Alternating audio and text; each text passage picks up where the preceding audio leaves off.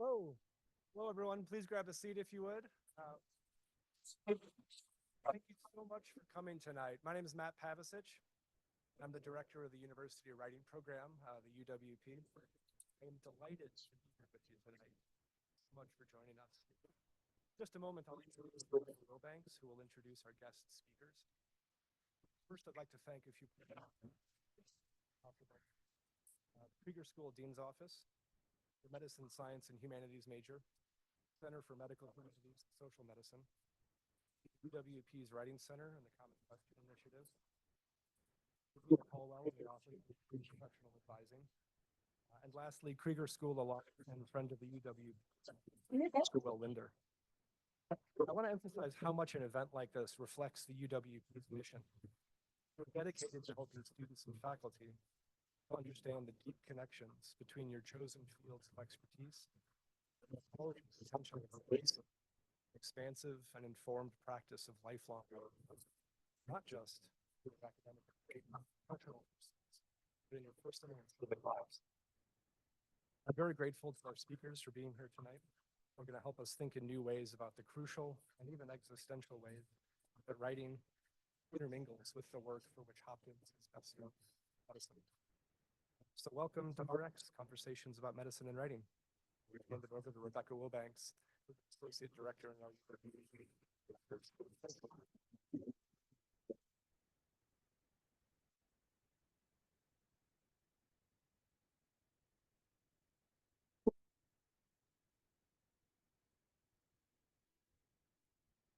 Welcome, and thank you all for being here. It's great to see some familiar faces in the audience. Hi, former students. Hi, current students. Putting this event together has been a real pleasure, not only because of the chance to reconnect with some of our speakers, but also because it gave me the opportunity to reacquaint myself with the really exciting and important work that they're doing. A key intention behind this event was to bring together people whose intellectual work on medicine, language, and culture is informed by their hands-on experience in healthcare.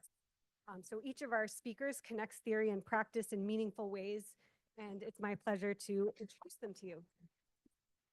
Our first speaker, Dr. Lakshmi Krishnan, is a physician, cultural historian of medicine, and the founding director of medical humanities at Georgetown University.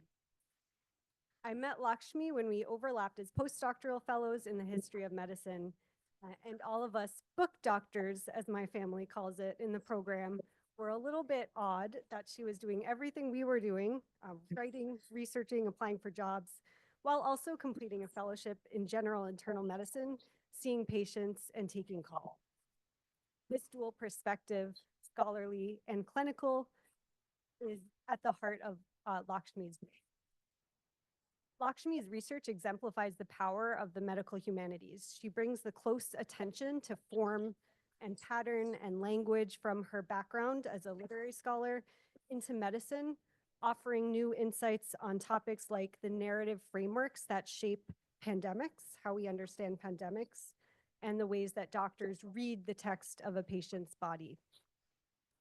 Her forthcoming book, The Doctor and the Detective, A Cultural History of Diagnosis, supported by a National Endowment for the Humanities Fellowship, is under contract with Johns Hopkins University Press.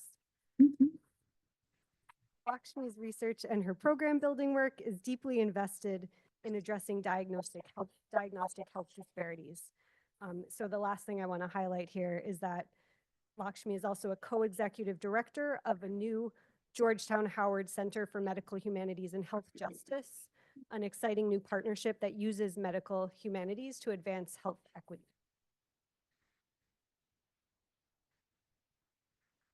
Our second speaker, Dr. Lenny Grant, is an assistant professor of writing and rhetoric at Syracuse University, where he works in the rhetorical history of psychiatry, science communication, and the health humanities. His scholarship connects embodied experiences of health and wellness to the knowledge-making practices of the medical sciences.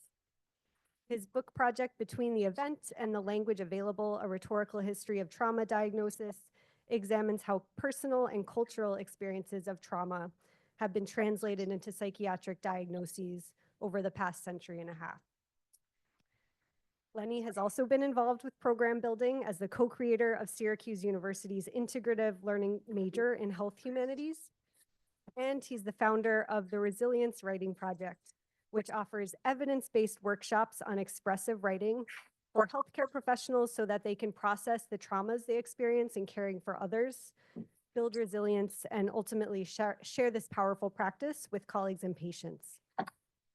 I first heard Lenny speak about this project at an online talk he gave this fall. And what impressed me the most was how deeply his work is rooted in genuine need. Although the Resilience Writing Project is creating a lot of buzz in writing studies, it's the opposite of trend-driven work. This project exists because Lenny identified a need, saw that he had something to offer, and stepped up because it was the right thing to do. And it's clearly resonating with people. Without any advertising, these workshops are reaching more people every year, including students at Upstate Medical University, K-12 students in public schools, and even soldiers and civilians in Ukraine dealing with war-related trauma. Finally, our moderator, Dr. Jeremy Green, is the William H. Welch Professor of Medicine and the History of Medicine, the Director of the Institute of the History of Medicine, and the founding director of the Center for Medical Humanities and Social Medicine here at Johns Hopkins. He also practices internal medicine at a community health center in East Baltimore. For the sake of time, I'll refrain from listing his many other affiliations and awards, but I do want to highlight that he is the author of 3 books that have been hugely influential in shaping how we understand the entanglement of medical knowledge, technology, and corporate interests. These are Prescribing by Numbers, Drugs, and the Definition of Disease, Generic, The Unbranding of Modern Medicine, and finally, The Doctor Who Wasn't There, Technology, History, and the Limits of Telehealth. As you can see from the many hats he wears, Jeremy is generous with his time and attention. And in addition to his breadth of knowledge about the history and social dimensions of medicine, he has a wonderful intellectual generosity, which makes him the ideal person to guide our conversation tonight. So thank you all so much for being here.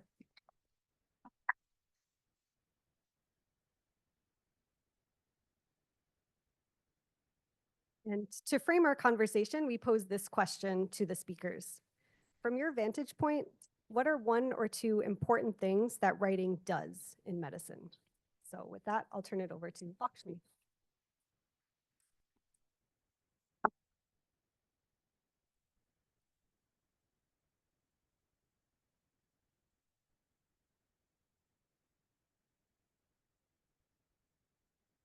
Everyone, can everyone hear me? Good. Thank you so much for this invitation, Matt, Rebecca, Nate, the entire writing program, and thank you, Rebecca, for that incredibly warm and thoughtful introduction. It feels like just yesterday that we were actually sitting across from each other as office mates during our postdoctoral fellowship in his department. So this is just a really wonderful homecoming. It's really great to be back at Hopkins. I lived across the street for 5 years in medical school. And then I hung out in Bird in Hand, which did not exist when I was in medical school, countless times during fellowship. So again, really lovely to be here. And thanks for posing that thought-provoking and rich question. Writing in medicine intersects with 2 fundamental aspects that I'm going to explore in this talk through the lens of my work as an internist and as a medical humanities scholar. First, I'm going to talk about how the way we write shapes how we think and engage in medicine, from the moment we meet a patient to reaching a diagnosis to coordination of care and communication. And second, I'm going to talk a bit about how many aspects of medical writing are transforming and how attention to this is becoming more critical than ever as our media changes.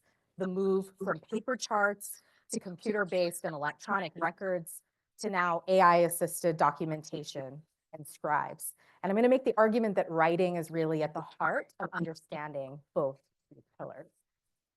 But first, let me take you through a typical morning in the hospital. This will be my morning tomorrow when I'm on service at Georgetown. By 6:30, before I've even seen a patient, I have already engaged with multiple forms of medical writing. There's the overnight nursing documentation, watching and reading the story of how our patients' nights unfold through vital signs and clinical notes. There's the sign out from the night team, a carefully crafted document that distills each patient's story into key elements. There are notes from family meetings and our multidisciplinary team, physical and occupational therapy, case management and social work, nutrition, palliative care, other specialists. But writing in medicine extends far beyond formal documentation.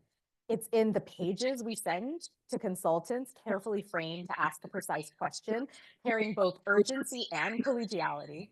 It's in the team's group chats with our teams, coordinating care in real time.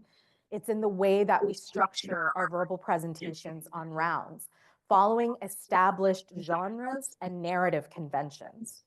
It's in how we communicate during a family meeting. Many of us actually write our thoughts down before we go into something that's so high stakes that could change the course of people and their families and caregivers' lives. It's in how we build written arguments into our assessments and plans, trying to convey our clinical reasoning and medical decision-making to other members of the team who might never speak to us, but will read our writing. And of course, to patients, caregivers, and families. By the end of a typical day, we've engaged with language in countless ways, formal and informal, written and verbal, structured and spontaneous. And each of these communications serves a different purpose, but they form part of the essential infrastructure of healthcare, which shapes how we think about our patients, how we talk to them and how they talk to us, how we deliver care, and I would argue ultimately health outcomes. So again, today I'm going to focus on how writing structures medical knowledge and reasoning, the way that we use narrative to make sense of illness and to reach diagnoses, and then how technology is transforming medical writing itself, as I mentioned, from paper charts to electronic-based records to ChatGPT at the bedside, and what this means for professional identities and patient care. And I just want to say I'm touching on some points, but our conversation, I hope, will explore these further and even challenge some of my ideas and thinking. Oh.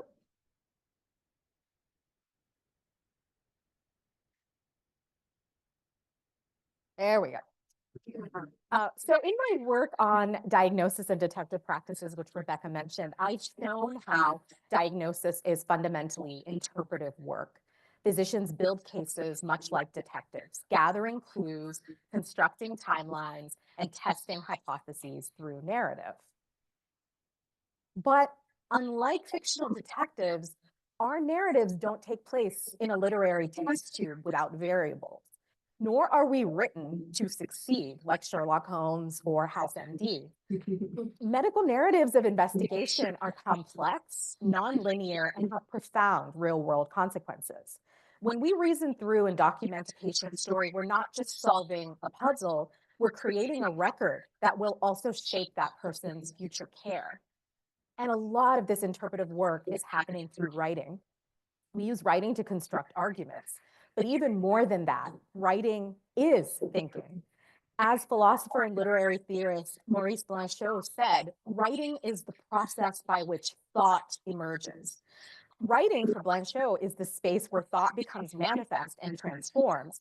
This applies to so many fields outside of medicine, but I really want to make visible how this occurs in medicine.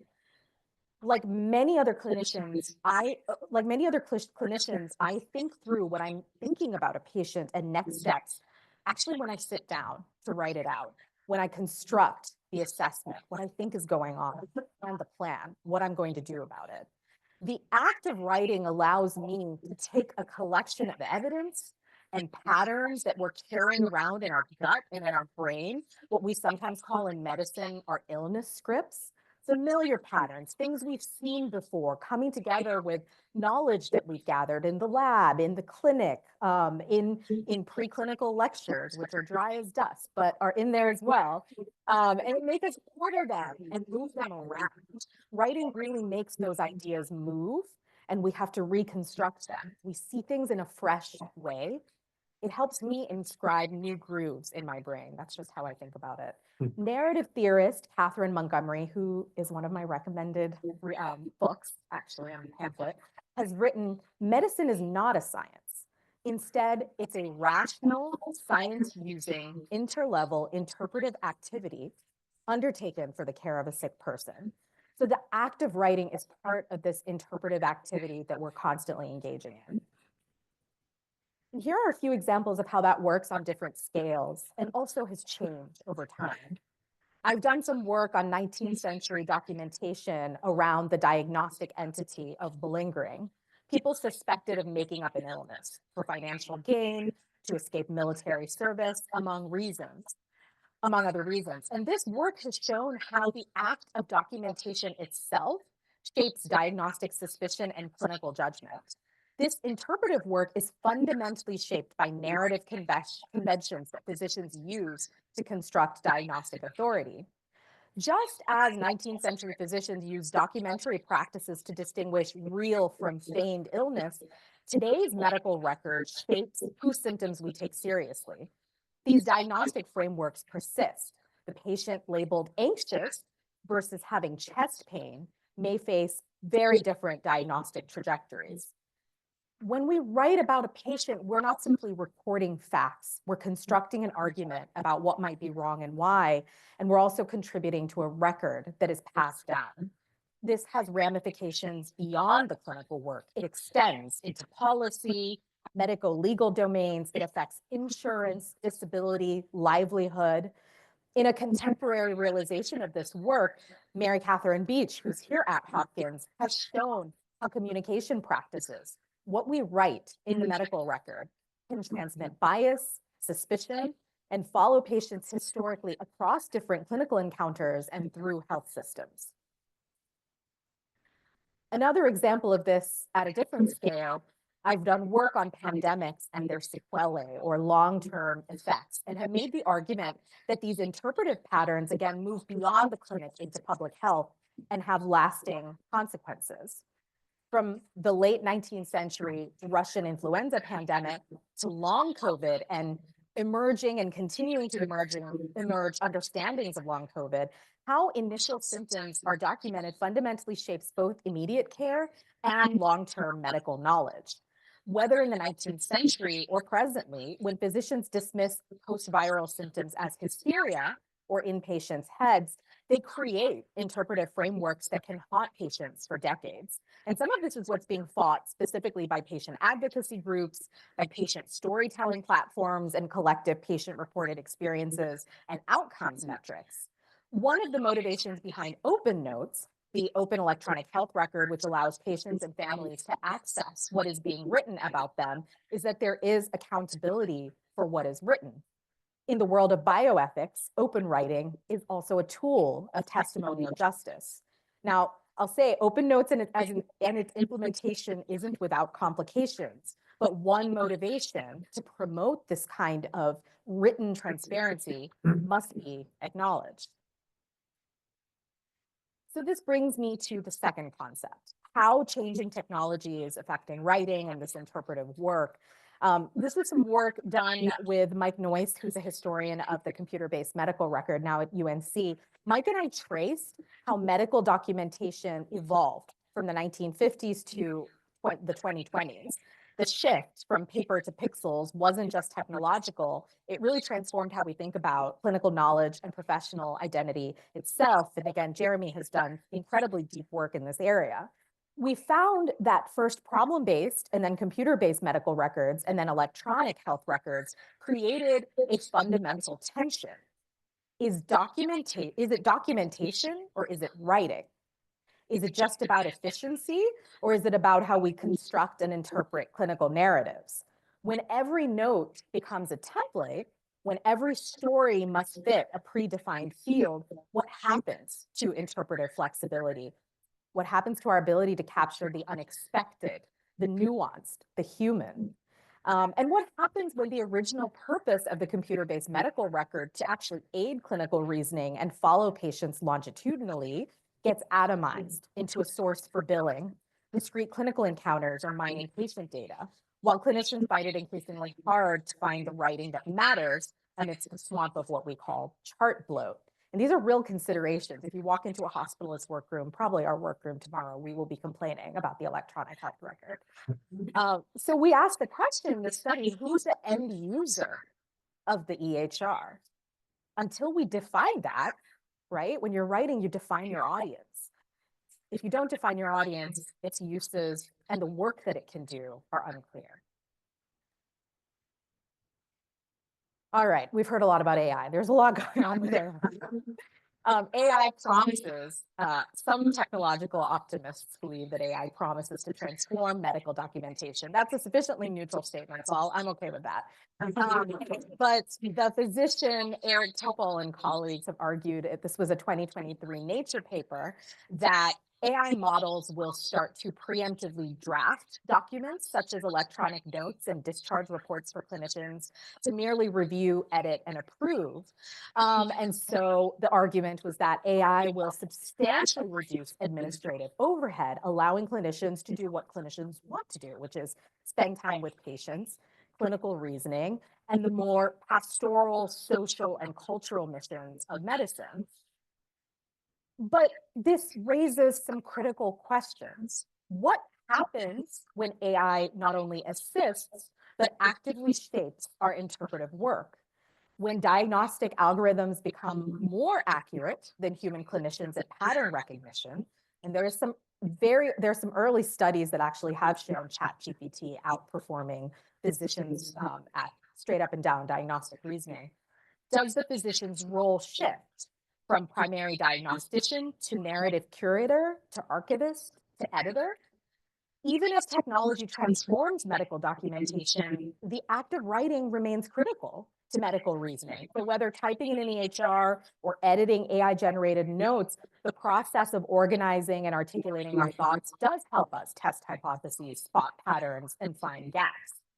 So I want to leave you with some considerations, just thinking about how changes with AI and the way we write, narrate, and construct arguments in medicine might affect how we think through patient stories and cases, what makes clinical work meaningful, our relationships with each other, with our patients, with our colleagues, with patient families and broader communities whose stories increasingly might fit into standardized formats or be compelled to fit into standardized formats, and crucially, health equity considerations as automated systems perpetuate structural inequities and historical biases.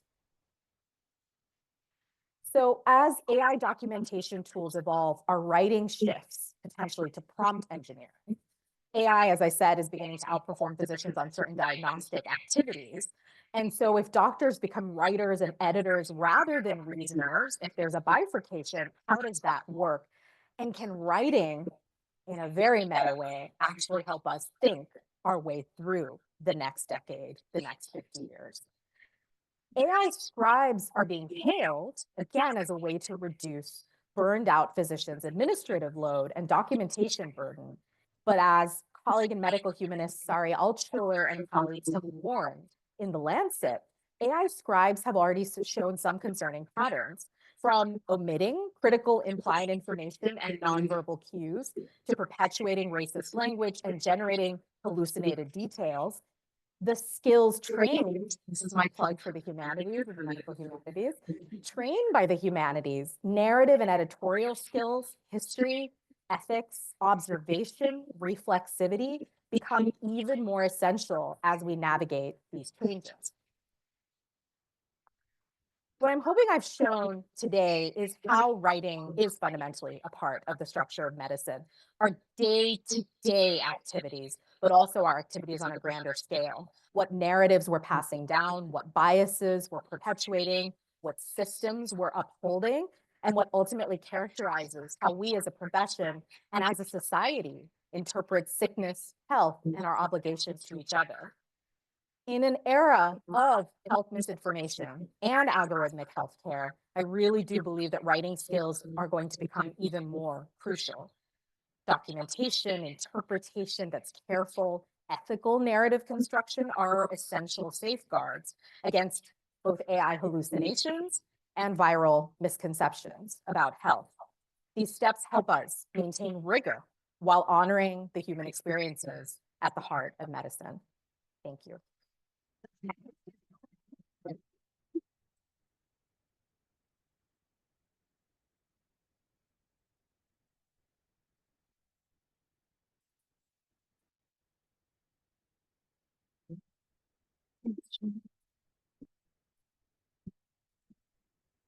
No.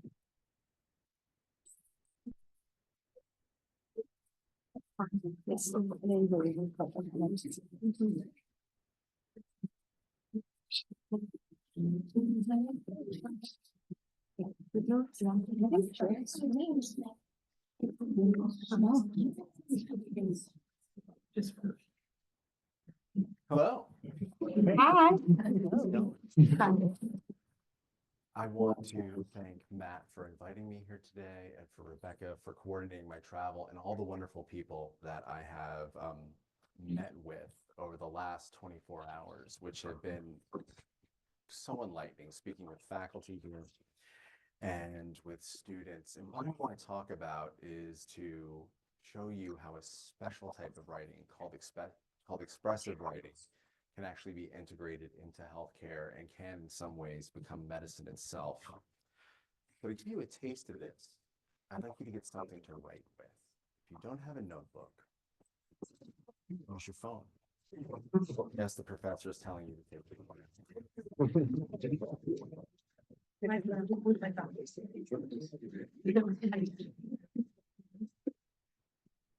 Now let's do a thought experiment. You're a patient. You're in a hospital. You're tremendously nervous. And your doctor comes to you. Before we have our consultation, I want us to take 3 minutes to write together. So you consent. And here's the first thing that your doctor asks you to write. Please write this down. Write 3 things you're grateful for. Do that now. I'll wait.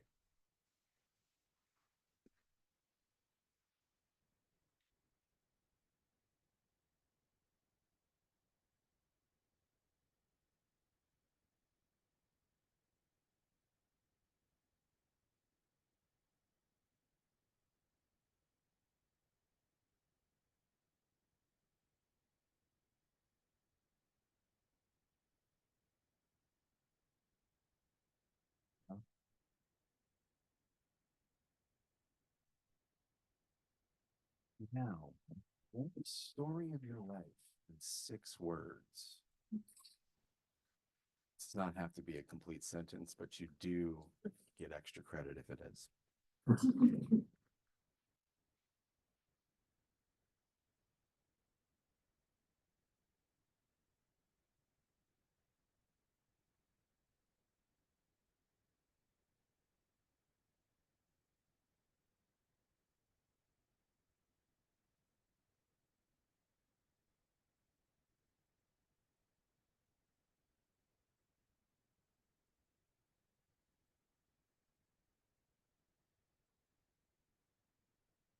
Part of this exercise is to write down 3 wishes that you have.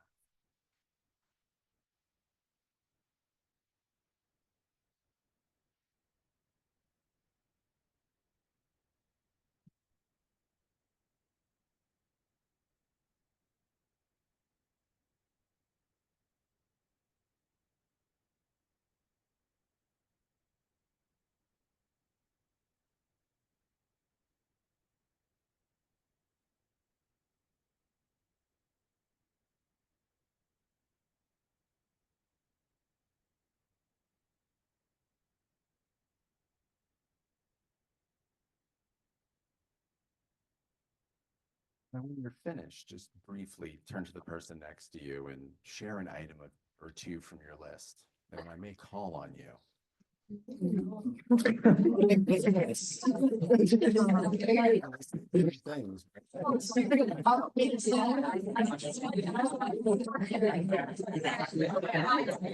Grateful.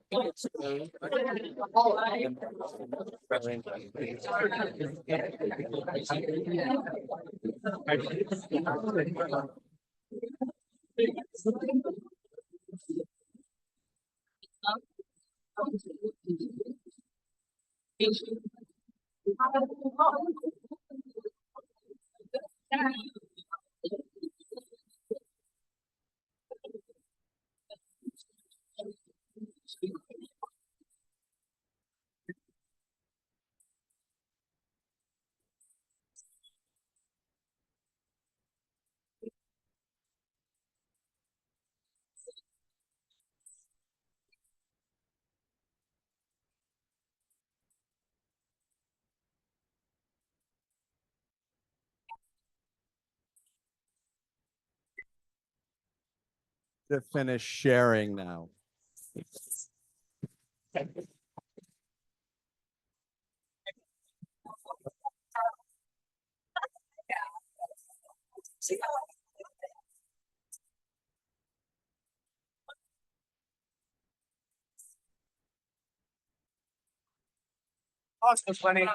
Has everybody had the opportunity to share? Great. Can I ask you, could you tell me one of your wishes? Wish to become a surgeon. Fantastic. Did you write your life in 6 words?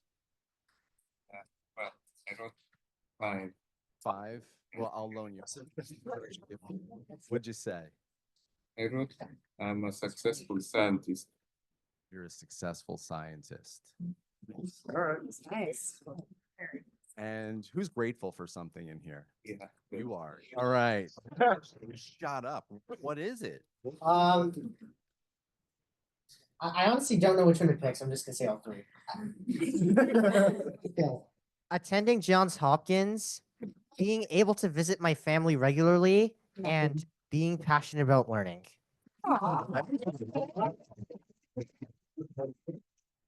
So that exercise that we just engaged in is called the 3-minute mental makeover. And in 2020, Kaiser Permanente funded a study at a hospital in Chicago that involved 8 physicians and about 168 families. And that's how they started their encounters, the ER, and also in the neonatal ICU. And what they found after taking the qualitative information at the end was that the stress levels for both the families, the patients, and the physicians dropped tremendously, and communication was enhanced, which is a good thing. Then they did a follow-up study the next year in 2021 and found that 7 of the 8 physicians were still using that writing exercise because it increased communication so much, and they found that their outcomes with patients were significantly better. So that's a type of expressive writing that's being done in some hospital settings. I want to take you out of the hospital now and onto the streets of Syracuse, where I started learning the power of expressive writing. Just to give you a quick definition, expressive writing is any type of writing that you do that gets you in touch with your deepest feelings about a thing. Right? These can be positive emotions or negative emotions, but when you do expressive writing, there's this expressive aspect to it. You really have to let yourself go and get in touch with your emotions.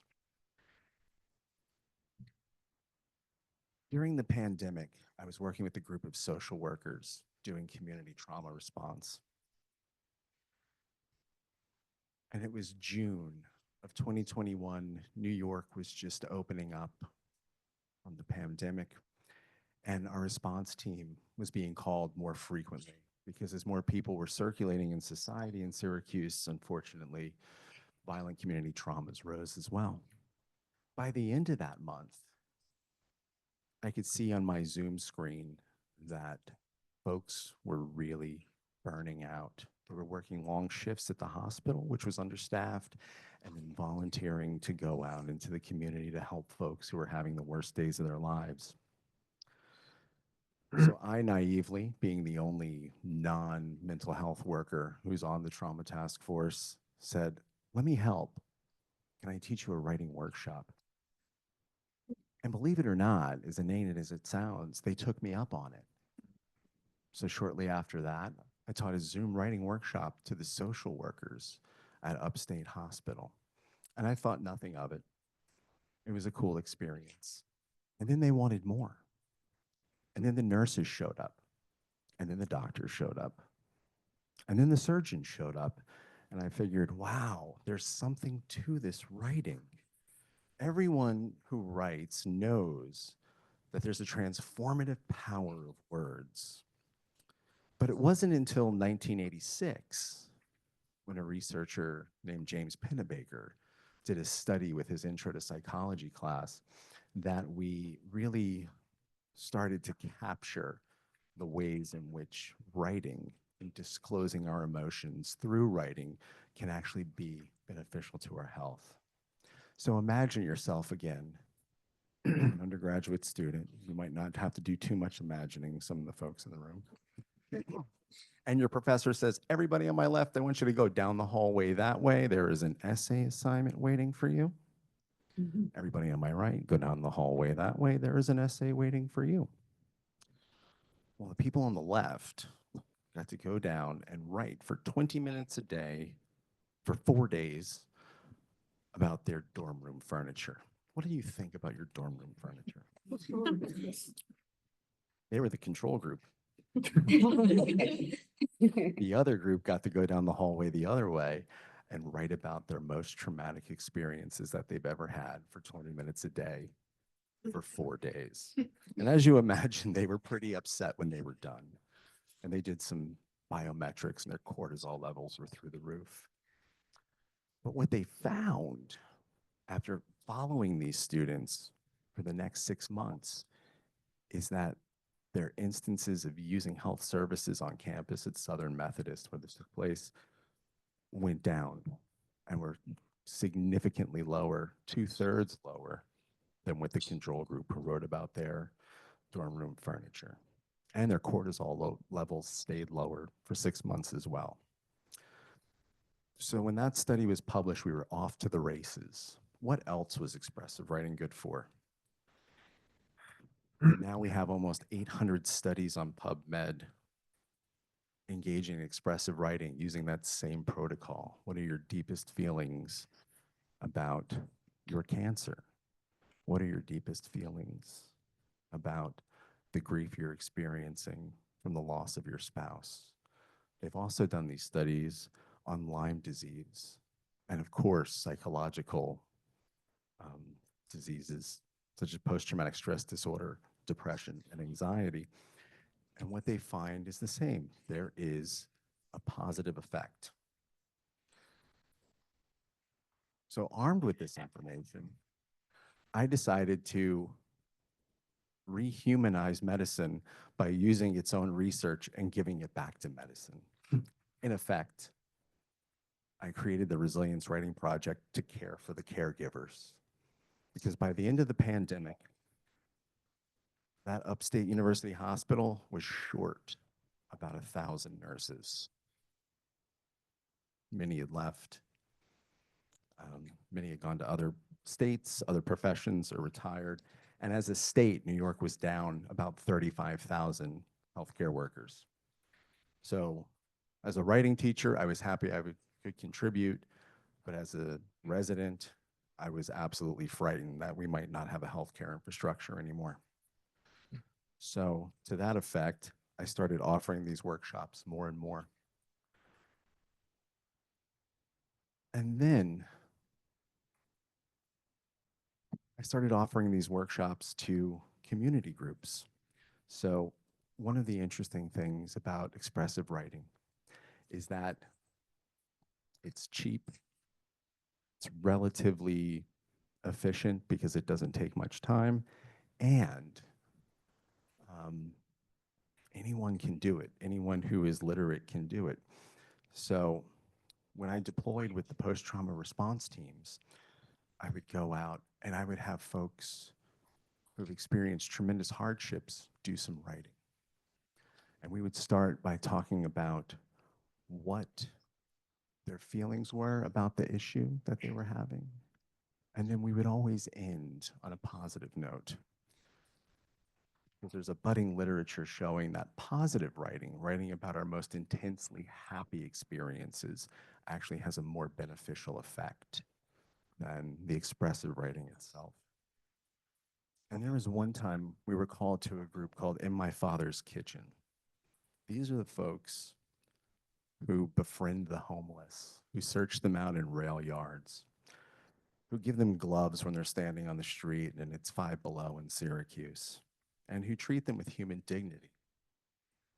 Some of them themselves were previously homeless and helped by this organization. And this time last year, as I was looking back at my journal, I was at their staff meeting. They had lost 4 of their friends in kind of violent, senseless crimes. And they were hurting tremendously. So we sat down together and we wrote. And by the end of the session, people were crying tears of joy and were grateful for having encountered the people who they had lost in the community.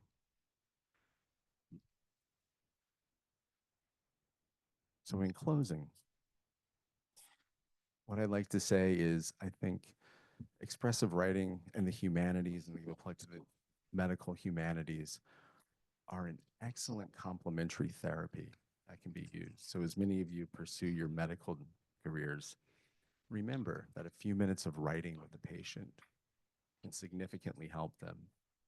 And if you have somebody in your life who's maybe struggling, doesn't want to go and get services or doesn't feel they're ready, ask them to write for it. They may get a positive effect out of it. And thank you very much.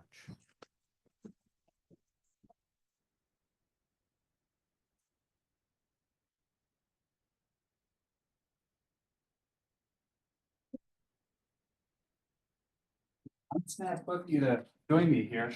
And, look it see up. if I can get this to work. Can you hear me back there? Yeah. Is this working? Yeah, wonderful.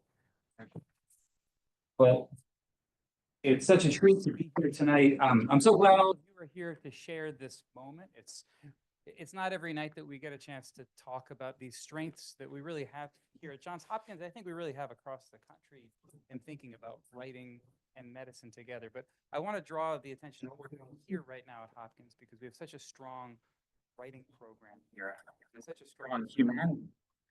And we clearly have such a strong, medical program as well. These things are well known. And yet actually thinking together about why this intersection is more than just an application in one direction or the other, but actually a fundamental intersection, is I think what both of your talks have really precipitated. And I'd like to start with a question. I'm a historian and a doctor, and I oftentimes find myself making a curious argument that you need to understand the humanities as basic sciences of medicine. And it sounds perhaps like a setup for failure or an oxymoron, right? Don't we oppose the humanities and sciences? Certainly as the head of a department of history that exists within a medical school, I was asked when I became chair, do I want to caucus with the basic science chairs? And the alternative is a caucus with the clinical departments. And certainly, I'm a clinician, but we as historians don't collectively do clinical work, but we do produce foundational knowledge that is essential for learning to be a caregiver. So this question is, how do we take humanities seriously as basic sciences? And from this basic science approach, how do we understand the translational space in which it actually, we need to find forms of traction? We need to make visible something that is so fundamental that it actually can be taken for granted. And I think both of your talks do this in powerful ways, very different ways. The question I have, and here we are all together.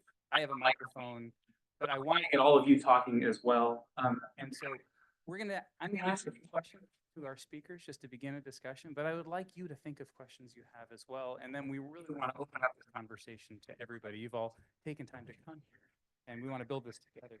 The first question I have builds off of some of the technological concerns that really started in Langshan's talk. Right? But I think they also open up into the spaces of burnout that you've been discussing here. Right? So, you know, many people, many clinicians will cite the shift to electronic medical records as a leading cause of burnout. And that actually, when I started here at Hopkins, it was the summertime, and I was talking to the director of the medical residency program. It was about a decade ago, and it was July. I said, like, how are things going with the residents? And he said, well, it's about the time of year when I can now recognize all the residents from the back of their heads. That's why everyone's just clustered in these computer conclaves, looking at the computer screens, not at their phone. But of course, the computer was sold to medicine as a way of reducing labor, right? As a way of producing more time for doctors to spend with their patients because the information will be easier to get. And yet, as we know, what the computer has done is just increase the work of documentation. So I was up last night writing patient notes at home, conveniently using a computer system, right? But still, there's more time using it. So there's this question here that AI now promises to make writing something that clinicians might not need to do. So on the surface, it's taking away this leading cause of physician burnout, having to spend all this time doing documentation, as if writing itself is the negative burden that a more frictionless medicine would do. You know, why would we want that? And is that even possible? That's a question for you. Should we go first?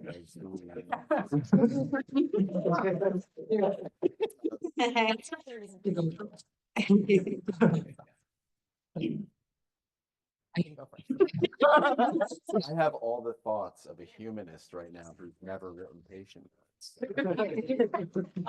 No, I appreciate the question. And I just also want to, in this work of making visible, I just want to note that as Jeremy was talking, I was writing because I was thinking through as I was writing. And that's just, so I think you can probably guess what my response is going to be. And I started hinting at it in one of my slides, but the promise of the frictionless document-free clinical world where clinicians are freed up to do something else that isn't writing. I greet that with concern and frankly trepidation because it's just from an individual standpoint, I'll still be writing. I will still, that is how I think. Like that is how I trained to think clinically. I also trained as a humanist, so that's incredibly important to me. So I don't see how I can do my daily labor. And then when I think about widening beyond myself and into wider circles, clinical, public health, et cetera, I have serious concerns about the promise of supplanting, writing. I think we have to draw this distinction of documentation and writing. I was trying to start getting at that as well in my talk. That templated documentation, I could make the case that that is part of our administrative burnout, but the process of sort of argumentation, of sitting down and closely thinking about a narrative and about context. And I think that is a seamless conversation. There's a verbal conversation that happens between us and patients and families and a hugely multidisciplinary team. And then there's the written manifestation of that. And I mean, I can't imagine what it will be like. I think it's like a failure of my imagination to think of what it will be to practice clinically without writing and without argumentation. So I can imagine a world in which we're curating and editing AI generated. But I mean, I will confess, I use AI to write emails. And there have been hallucinations in those emails that I have to go through and, still very carefully read. And I do think that there is even something as sort of quotidian and everyday as writing an email. I do think there might be something lost in just correspondence becoming automated. So if I'm making that argument for email, certainly. I'd like to pick up on the imagination part of that. because I like to tell people I'm professionally naive, which is how I get hospitals to let me teach their physicians writing. And I'm wondering if either of you can imagine any new types of writing that could emerge because of the affordances of AI that you could do that might actually help you and your care team to provide better healthcare.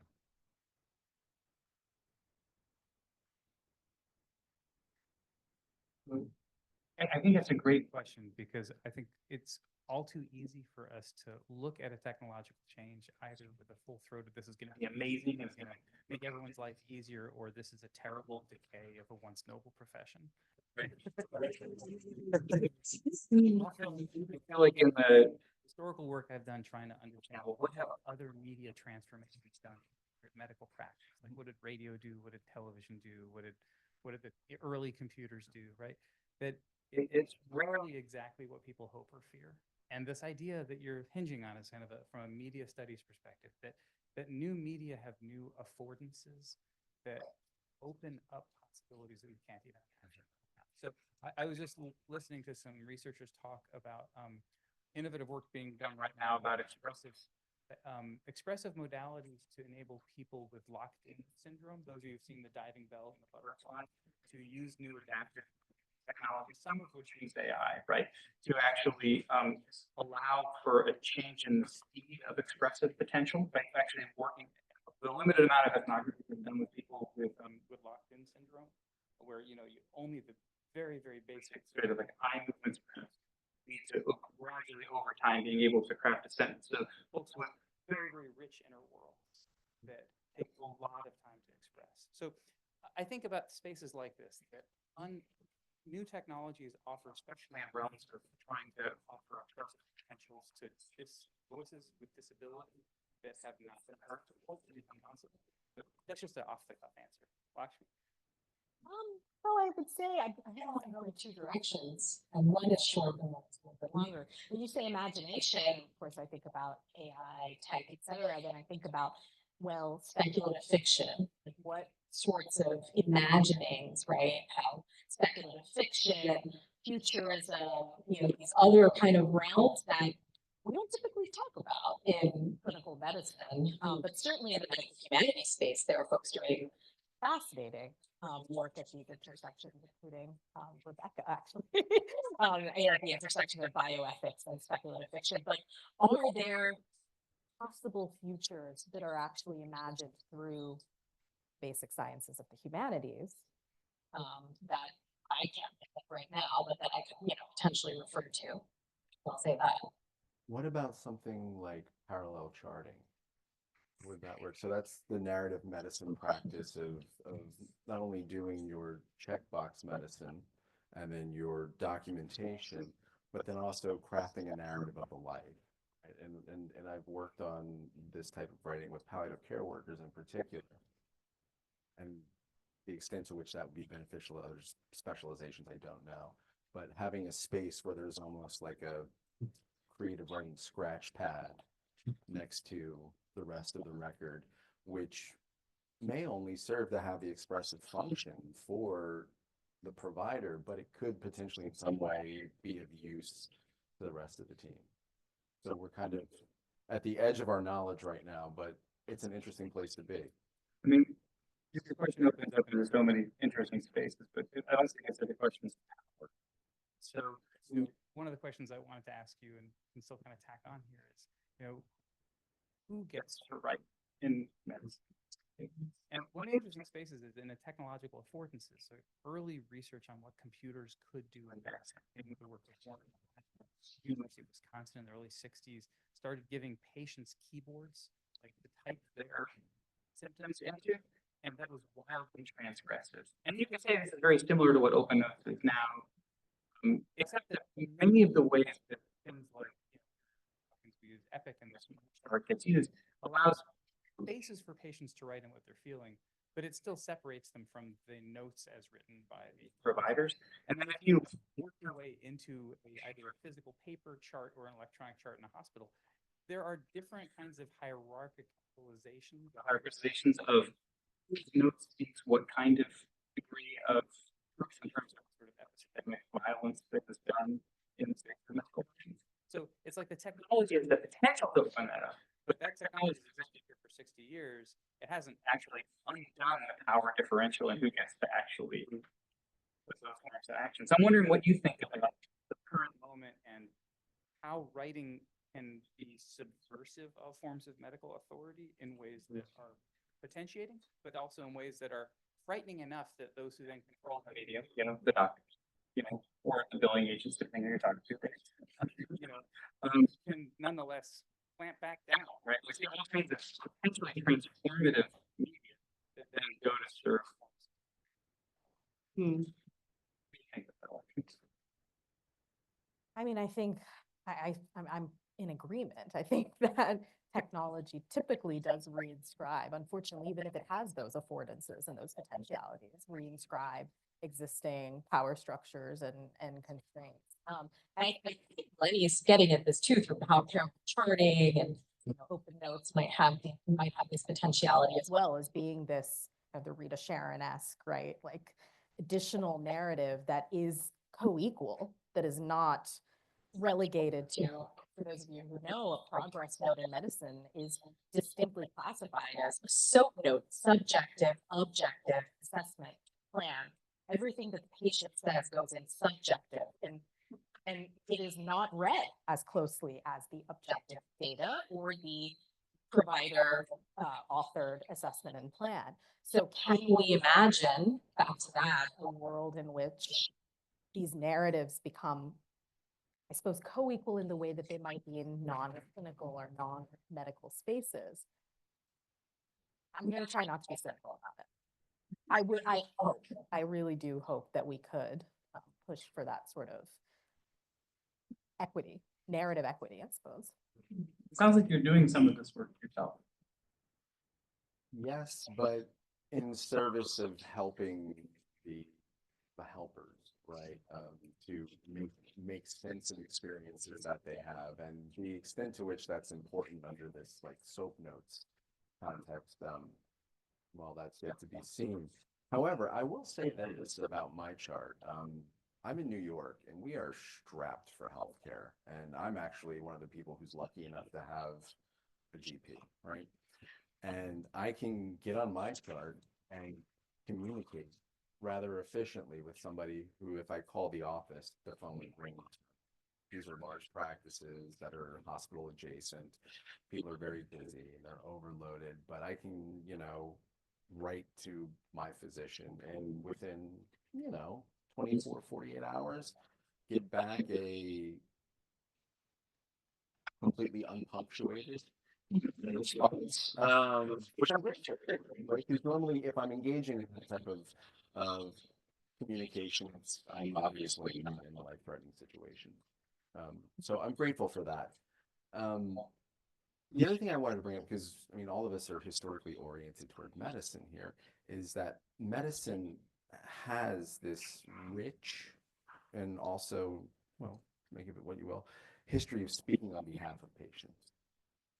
Right? When we're in the 19th century and we're in medical journals, you never get the patient's perspective. You're always getting the physician's repetition of what the case was, and like exactly. And I'm wondering if that's something fundamental within medicine that would have to change, right? If you would have to kind of cleave away that history or augment it so that you're like, oh no, the patient is not just subjective anymore. They are in charge of their lived experience. But you do get it outside. I mean, I completely agree with you, but you do get it in memoir and illness narrative and phenomenological narrative and pathography, which is a term I have my own issues with, but you get it, right? In spaces of writing, Literature. Now, if you think about social media, digital platforms like patient-driven storytelling. So it's there. but you're right, it's not in this systematized version of American medicine.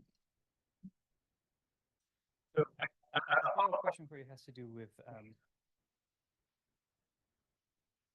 how, in terms of like who gets to become a writer.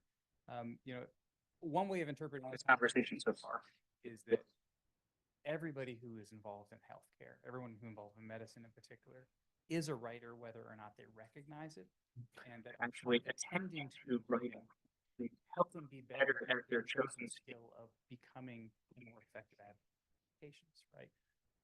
And then a separate way of looking at this would be there is a subset of healthcare providers, you know, say physicians in particular, but it's also true of nurses or social workers, you know, like who understand themselves to be writers, right? And that writing is key to their identity, and that sometimes there's a tension between their understanding themselves as a writer and their understanding themselves as a healthcare practitioner, which might sum up a bit in what we're talking about, Lakshmi, about there's documentation versus writing, right? And so the question for you is, how can both of these populate? Like, what are the things that we can do to help both groups of people understand writing as something that is actually foregrounded? And I'm asking this for myself as much. I mean, I think there's like a day like yesterday when I'm writing patient charts instead of working on my next book, I feel like, oh man, I really got to get through these charts so that I can start writing. But of course, I've been, you know, writing and so I try to practice the kind of kindness with myself of what I'm writing, right? And then I think, well, actually, really, it is the case. And to the extent that I can exert, like, tune my attention as a writer as I'm trying to do the diagnostic witnessing and thought process that will produce something in a chart that will then help a patient get to the outcome they want to. But I can see that as one action as a writer. But both the kind of floor and ceiling, like how do you help everyone be able to value the writing they're doing in every? Making documentation and writing continuous. No, that's not going. You're actually doing it. You're helping do this. Yes, but I want to give a shout out to the university writing program here, right? Because one of the benefits of the humanities, the reason why we have the medical humanities emerging like mid-century, mid-20th century, is because we saw that when you engage with the humanities and with the arts, it trains a disposition in you. And it's a way of not only looking at the world, but a way of encountering other people with a curiosity and a respect. And I mean, I'm giving the best possible version of it here. And I think that when we get to undergraduate students who are pre-health, teaching them what writing can be through programs like the University Writing Program here, or through the writing program back in my home institution, or even teaching the health humanities at the undergraduate level, and then continuing it on to the medical level, you get people who think more capaciously about what writing is and what it can do, and they learn like, well, I'm over here doing documentation. However, that's just a different timbre of this life narrative that I am now a part of. And again, that might just be me being like a hippy dippy writing. No, I appreciate that very much. I the word that just kept coming to mind for me was attention. And you know, some of this is there are very, I think, strong claims that narrative medicine, the field of narrative medicine, which certainly is intersects with, or might even be considered to be a part of the health and the medical humanities, but this claim of attentiveness, narrative competency, you know, this disposition that you're describing, I think it's very hard, and we are in a diffuse attention economy. Something is pulling focus at all times. I've noticed in my arc, you know, my attention was very different when I was in your shoes and where I am now. And there is a kind of reorientation that has to happen if you're really sitting down and thinking of what you're doing as this is writing as opposed to chart load or documentation or another administrative task. So for me, it's a mindset and a way of interacting with text, words, language in a attentive, focused way.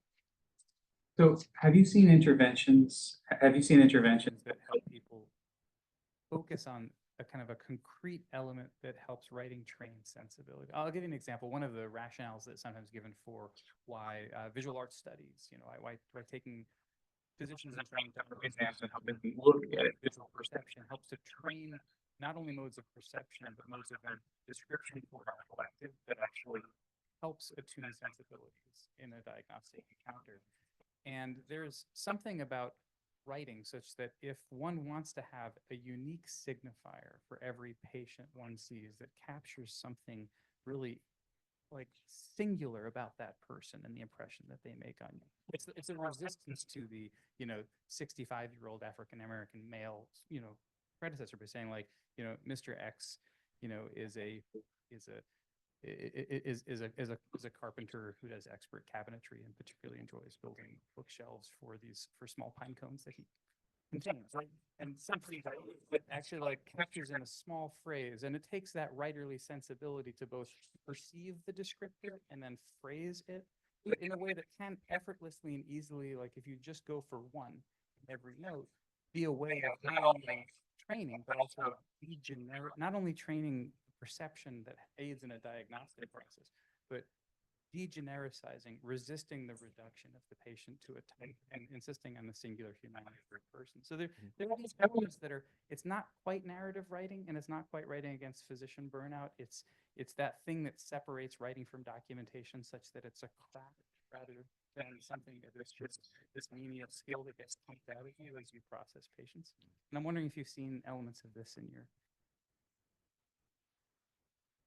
Yeah, I think the example this example is a really a good one. It's something I try to, within the genre bounds, right, of the medical chart. I try to teach this as well, probably more verbally actually, but again, I think there are continuities.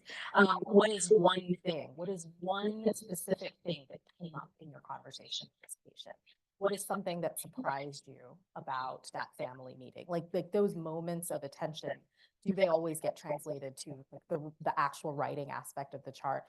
I probably could be more attuned to that, but I certainly try in the social history, which is where we're allowed to put these things. And bearing in mind, we have billing and documentation constraints, which speak to larger systemic issues that writing can also address. But yeah, I think I don't have a better example than that. I think that's a great one. And I'll ask this to you, if this will be a question in the form of a statement. Great.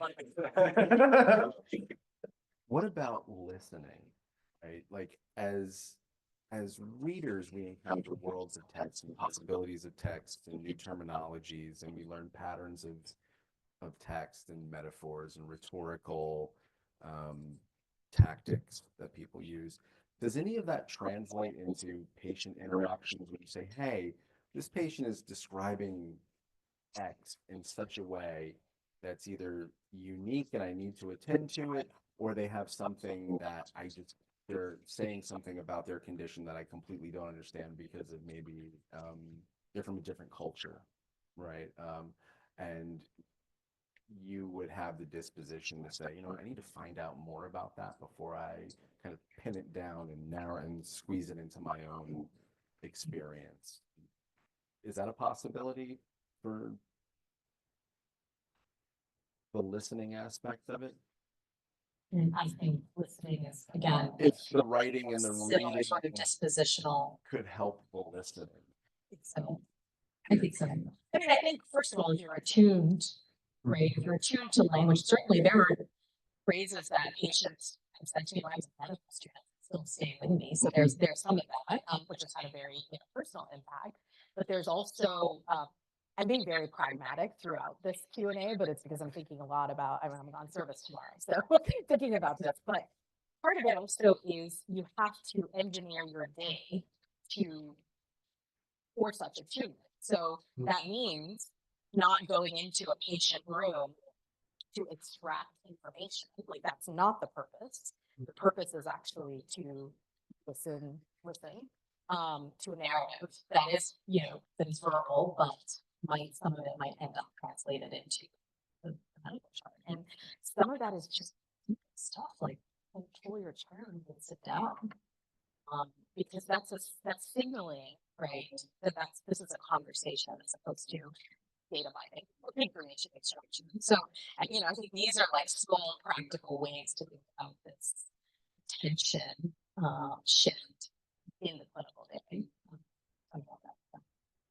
If I were to figure out something, but Yeah, and I would add that I feel this is a lot of what keeps me in the game as a clinician. I mean, I do, you know, I basically a primary care block in a community health center in East Baltimore. And so a lot of what I'll see in a given week in terms of the kind of, you know, conditions that I am involved in diagnosing, right, is the same, right? So there's a lot of flu going around. There's a lot of strep throat. There's a lot of people with urinary tract infections, right? And so some people in medicine will hierarchize this in some way, or that word it's like the bottomless rung of medicine. Like you're just doing the bread and butter stuff. And really, we're here at Johns Hopkins because we get to do this specialized and subspecialized and sub-subspecialized. And what are you doing down the basement, Jeremy? But basically, every week I'm in clinic, someone describes, you know, whatever the same condition with this uniquely like, hilarious or and there's real humor in the clinic. We shouldn't smother that over, right? But also just like a turn of phrase that's all their own, and I feel so privileged to be there. And I realize that for me, like the whole reason I'm in medicine and still in medicine, it's this incredibly privileged interaction zone with people in very, very different lives. We're sharing this moment. And so I don't think about that in terms of writing. I do think about it in terms of listening, but now I realize this is the kind of thing I do try to capture a bit in my note to distinguish my note from documentation, because it's part of being in the world and being privileged to be in this world together. And that leads me to my last question for the two of you, which is, it struck me as you were talking, Lenny, that we tend to have the sense of the challenge of being a writer in medicine is finding the time and space, because writing is a solitary activity. You need a room of one's own. And yet you immediately led us into writing as a collective act. Right? So I'm wondering how we see those two things together and how those insights might be built on more generally. One of my passion projects right now is integrating these micro doses of writing into the medical school curriculum. It's for nothing. One of the mandates right now is to introduce self-care into the medical school experience, right? And there's just no room in the curriculum. That's what people say for that, and I understand.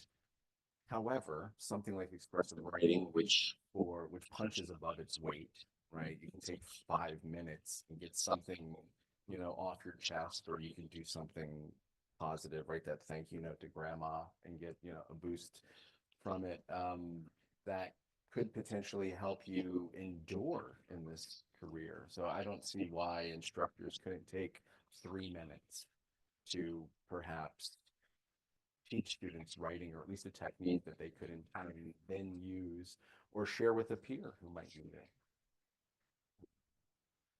My response is also the educator hat, because I just think that that's how we're gonna do this, like upstream. But I teach a course, actually, it's Introduction to Medical Humanities, and it's mostly undergraduates, pre-health, pre-nursing, but, you know, students interested in health policy, public health as well. And we will usually get a handful of medical students each semester. And I think my two favorite days, one is the cholera debate, but that's not writing. My second favorite day is actually when we sit down and we, in a Google Doc shared, so everyone can see what's going on, it's projected. We close read a text. And it's not the text that many students expect. They're like, gosh, you're a 19th century literature person. It's going to be some like abstruse 19th century text. We do a case report, and we usually close read a literary text. And it's collective. We're doing this collectively, but there's also writing happening, because the argument, of course, is that close reading becomes close end up writing. And it's just so cool to do it in real time together, to see those, you know, all of us, I glean new insights every year. And, you know, I think there is something about that collectivization of attention and reading into writing that is incredibly heartening. And I think can change things. I really do. Thank you. I want to open up to the audience, and you've all been very patient. There's lots of things, so I'll just start, and I'll kind of work my way around the room. Okay, so the first question, the question I want to ask is, both of you talked about what I mean to say is, what does an EHR miss that, say, a pen and paper record has for a doctor?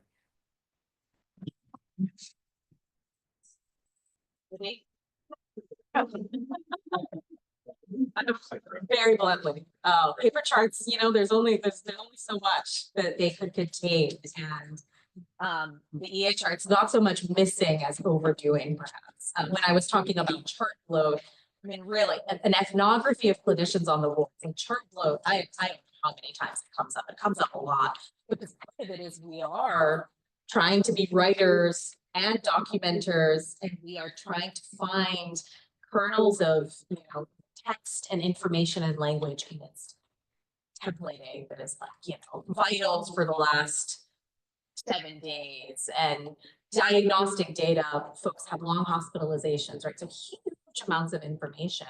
Paper charts simply cannot contain. And I think that there's an argument to be made sometimes for concision and brevity. And I've not been very brief in this response, but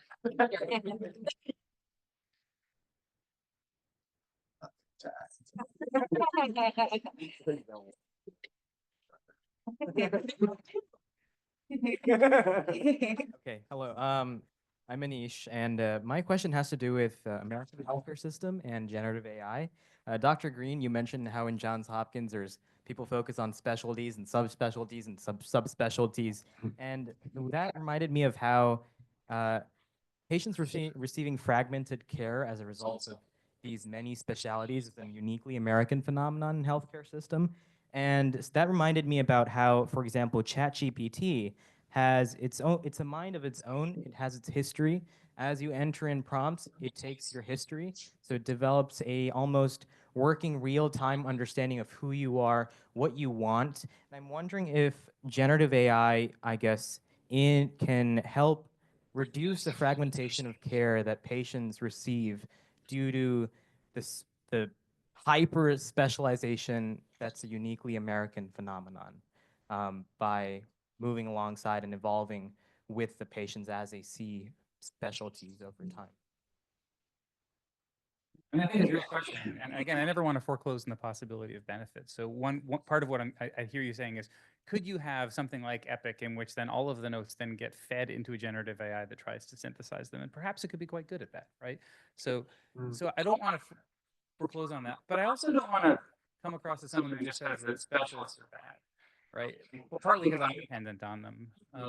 But also, like, I was thinking while reflecting on something Lakshmi was saying, that there's a different style of note in different parts of medicine. Ophthalmology is the worst, right?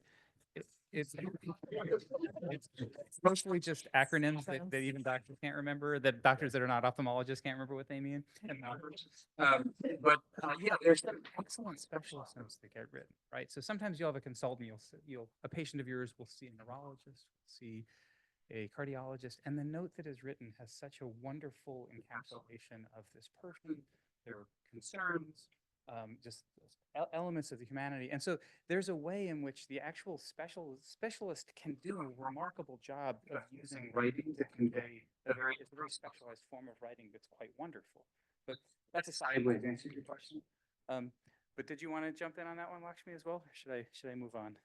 All I was going to say was I agree. I don't want to foreclose the idea that there could be benefit, and I think some of what's coming out about could AI be like a second opinion, but also we could argue, could it be like a holistic I suppose to the in-person clinical encounter?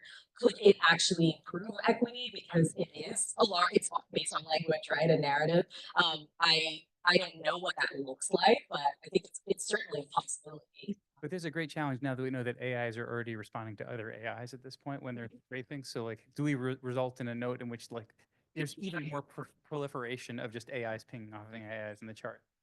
And I'd like to add that there are some specialists who don't want to take most of their own notes for privacy reasons. So perhaps your therapist might engage in some shorthand, maybe not write every dirty detail of your life in the notes for reasons that we don't need to imagine. So hello, Paola Garcia here. I'm an AI expert, probably the only one in the room. So I have to defend AI somehow. And I see that there's like, that there's like a huge gap between what we do and what you expect, right? And that's why I am here trying to see what you need, right? Exactly what are your needs? Because for us, it's just like, you give us like a problem and it's just a solution. And I want to answer one of your questions. The generative models don't have a brain. They don't think, right? The large language models, ChatGPT and now DeepSeek, they don't have a brain. They have been trained with lots of data, but they don't have a brain. They can give you an answer based on the data that they were trained, but not really. They are not like intelligent. If that word is allowed. I should not say this to my AI folks, because they will be very worried about what I'm saying right now. But and I think that AI can be very, very helpful because let's say that you want to monitor a person for quite some time, a patient, right? It can really give you a summary of what's going on instead of you like going like every day monitoring the person, right? I know that your expertise is needed. I mean, we don't, at least the part of AI experts that I represent here, we are not trying to replace anyone, right? We are trying to help you and to help humanity, right? For you to do a better job and for society to be healthy and better day by day, right? But imagine that scenario for a second, right? That you can monitor this patient over time. And it is not only the region thing, right? Right now we are moving beyond that. We are moving multimodal, right? We are moving to speech, right? You were saying that sometimes the conversations are important.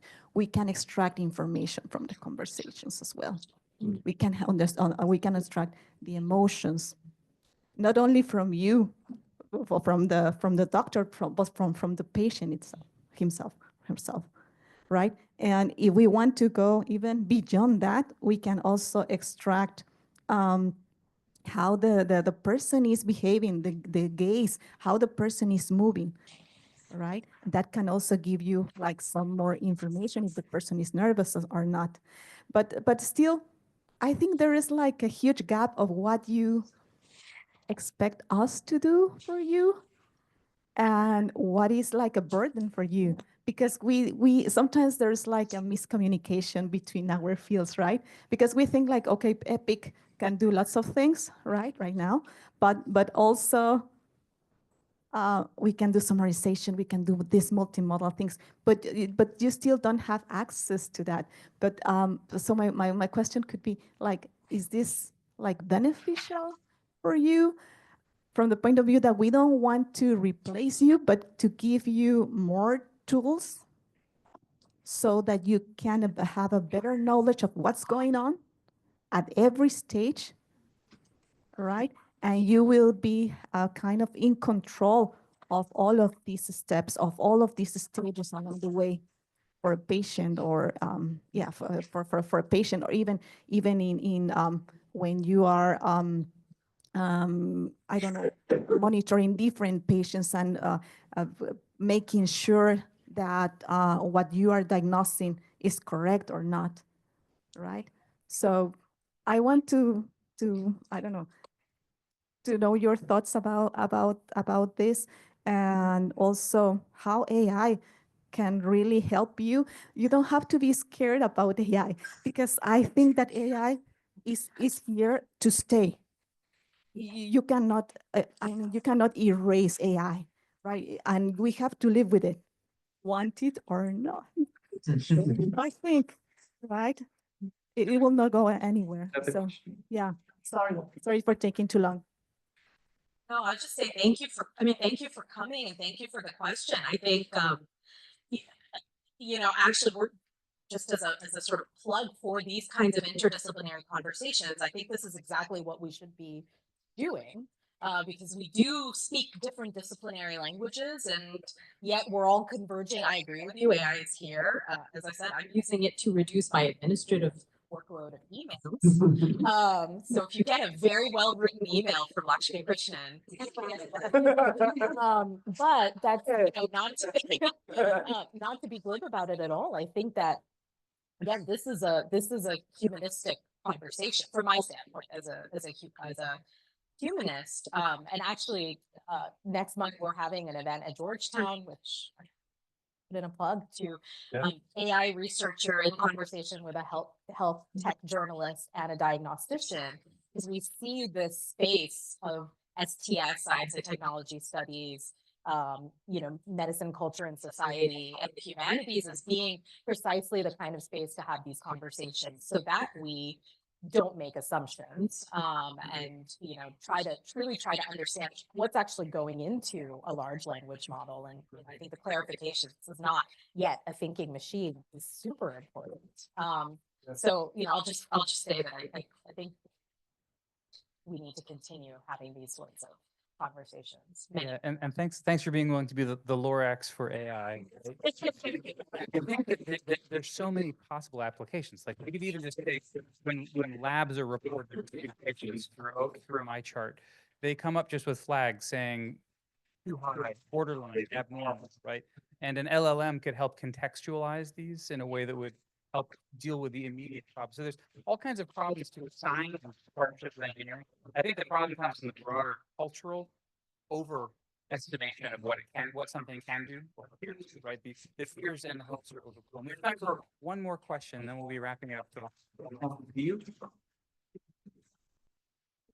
I understand that there's been a lot of discussion about how excessive documentation almost oversimplifies, the patient experience into just this almost objective hard data. In what ways do you think we can work to reinforce the more, again, humanistic aspects of medicine to make patients feel more heard and less like, a set of vitals and a, medical history?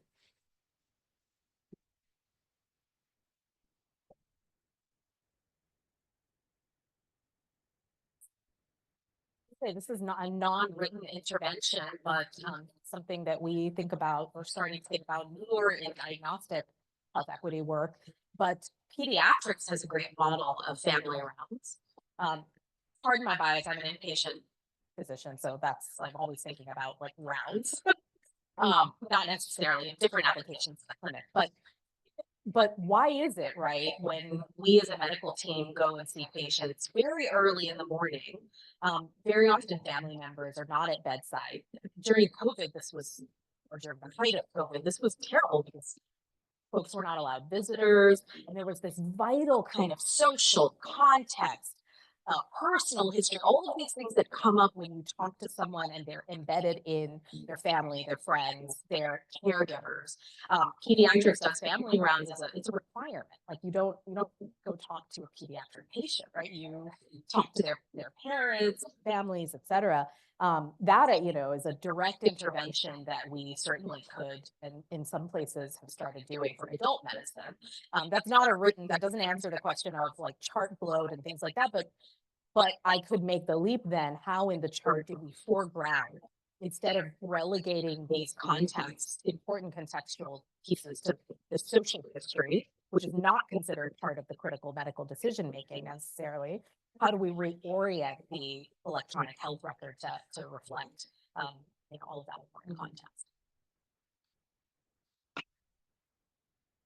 And from my side of the equation, I think that anything that we can do that would help patients feel more empowered going into the clinical encounter, whether it would be, here's an application for AI, perhaps, like, hi, can I have a plain language readout of what all of these case histories actually say and what the real implications are? Because I'll get labs back electronically from my doctor and all of a sudden I'm like, aren't you sure I'm a little high there, or am I, so I could use the help because I don't have the expertise of an MD.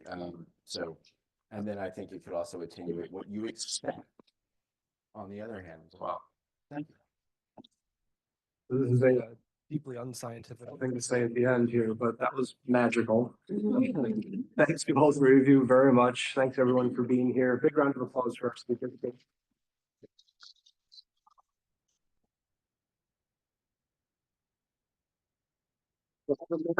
You're hungry or thirsty, we have a really casual reception up in Gilman Atrium with some snacks and soft drinks. So join us up there if you like. Happy Friday.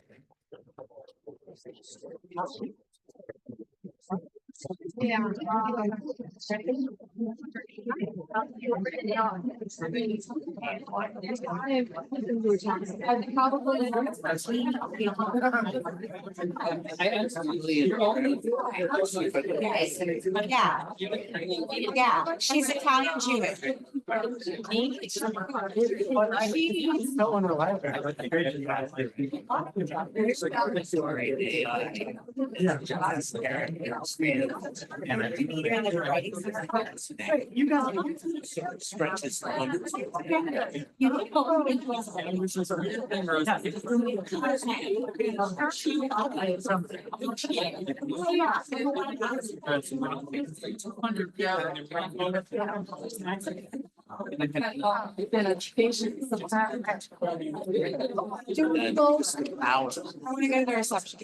Physically writing this demonstration.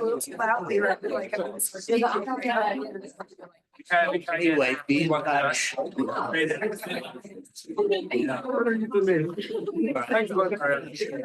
Oh, so they're not in a liquid. Well, that's Thank you so much. Thank you.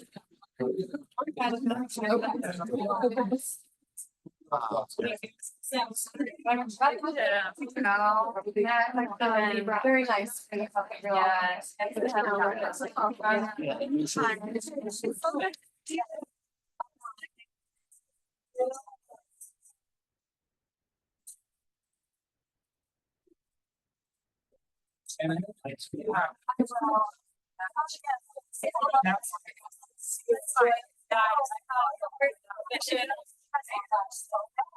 Which are interesting.